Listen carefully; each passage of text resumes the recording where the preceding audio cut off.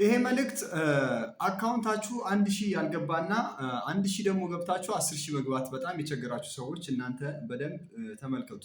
ኮፒ ሊንክ ሼር እያደረጋችሁ ኮሜንት ላይም እኔ እያላችሁ እየጻፋችሁ ተሳትፏችሁን አሳዩን። በኮሜንት ላይ ያላችሁን ተሳትፎ። ከዛ በተጨማሪ እንግዲህ ከምሽቱ 3 ሰዓት ጀምሮ ትላልቅ ውይይቶችን እያደረግን ነው የምንገኘው እና ከምሽቱ 3 ሰዓት ላይ በምናካሄደው ውይይት ላይ በርካታ ሰዎችን ፎሎ እያስያዝን እና ፎሎወራቸውን እያሳደግንላቸው እንደሆነም ይታወቃል። ምክንያቱም መታችሁ ውይይቱን እየሰማችሁ ዝም ብላችሁ ጊዜያችሁን ያላግባብ እንዳታቃጥሉና ጊዜያችሁ እንዳንበላባችሁ በዛው ጎን ለጎን ፎሎ እናደራርጋችኋለን። ስለዚህ ሁላችሁም መታችሁ ፎሎወራችሁንና ሀሳብ የመስጠት አቅማችሁን ማሳደግ እንደምችሉ ስገልጽላችሁ በደስታ ነው። ስለዚህ ይህንን መልእክት የሚሰማ ማንኛውም ሰው ይህንን እምነት ሰሚ ነው አካውንትን ፎሎ ማድረግን አትርሳ። ኮሜንት ላይ እኔ 1000 አልገባውም በል። 1000 ገብተህ ደግሞ 10000 መግባት ካቃተ እኔም 10000 መግባት አልቻልኩኝም አስቸግሮኛል ብለህ ኮሜንት ላይ ያስቀምጥ።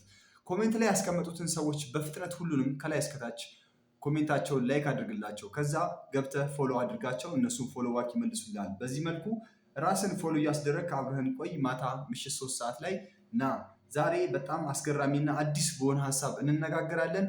ውይይቱ ላይ መገኘትን አትርሳ። ምክንያቱም ለአንተ ለህይወትህ በጣም ይጠቅመሃልና ስለሚጠቅም ነው ደጋግመን ይሄን ሀሳብ የምናነሳለን። እኛ አይደለም መመሪያ የምንሰጥህ። አንተ በሚነሳው ሀሳብ ላይ የራስን ሀሳብ በማስቀመጥ ከወዳጅ ወንድሞች እህቶች ጋር እየተነጋገርክ ከነሱ ጋር ያለህን ሀሳብ ሼር እያደረግክ ተጠቃሚ ትሆናለህ። መንገድ አቅጣጫ ትይዛለህ። ስለዚህ የሁሉንም ነገር መጀመሪያው ሀሳብ አይምሮ ነውና አይምሮን ለማስፋት መጀመሪያ ከሰዎች ጋር መነጋገር ይኖርብሃል። ሀሳብን ለሰዎች ሼር ማድረግ አለብህ። ሀሳብን ለሰዎች ስታካፍል ሰዎች ያንተን ሀሳብ እየተረዱ ማስተካከያና ማሻሻያዎችን እየሰጡ ፈር ያስይዘዋል ማለት ነው። ምሽት 3 ሰዓት ላይ ሁላችሁም በእምነት ሰሚ ነው አካውንት ላይ እንዳትቀሩ። ላይቭ መቀላቀላችሁን እንዳትረሱ። ይህንን ቤት ፎሎ ማድረጋችሁን እንዳትረሱ። ኮሜንት እና ላይክ ማድረጋችሁን እንዳትረሱ። ከቻላችሁ 5 ጊዜ ኮፕሊንክ አድርጉት። ካልቻላችሁም ምንም አያሳስባችሁ።